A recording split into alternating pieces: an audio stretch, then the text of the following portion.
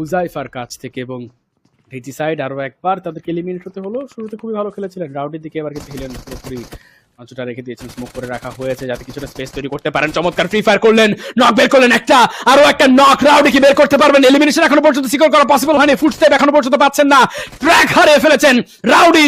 Elimination secure করলেন, top 9 এখনো পর্যন্ত আছে, রাউডি ইজ অ্যালাইভ এবং রাউডি এখনো পর্যন্ত হাল ছাড়ছেন না, ওয়ান ম্যান আর্মি হিসেবে একা লড়াই চালিয়ে যাচ্ছেন। হেলিয়ন গিয়েছিল সেখানে এলিমিনেশনের নেশায়, তবে সেই নেশায় উন্মত্ত হয়ে হেলিয়ন গেমিং আরো একজন প্লেয়ারকে লুজ করলেন।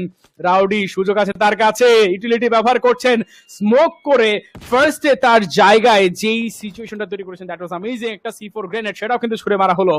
সাউন্ড শুনে যেটা বুঝতে পারলেন, রাউডি ওদিকে প্রিফার করছেন continuously. He is great with playing around, তিনি কিন্তু খুব ভালো করে মাইন্ড গেম খেলতে পারেন এবং সার্ভাইভিং স্কিল তার সেই জায়গা থেকে আরো একবার তার দেখিয়ে দিতে হবে। বাইরে চলে গিয়েছেন, আই ডোন্ট নো রাউডির কাছে সেই ইনফরমেশনটা আছে কিনা। বাইরের দিক থেকে এখনো পর্যন্ত কিন্তু প্রিফার করা হচ্ছে। জোন একটু পরে প্রেশার দেওয়া শুরু করবে। টিম স্পিরিট তারা কি হিলিয়নকে আটকে রাখবার চেষ্টা করবে নাকি অন্য একটা জায়গা থেকে তারা আসবেন? অলরেডি কিন্তু রাউডি তিনিও একটা আউট পারফর্ম করে দেওয়ার চেষ্টা করছেন এবং স্পটেড ড্রপ শট রাউডি, চমৎকার 1v2 against Helion. Oh my god, what is happening! Rowdy এখনো পর্যন্ত তার দলকে নিয়ে কিন্তু দুটো এলিমিনেশন পয়েন্ট সিকিউর করলেন। Maybe place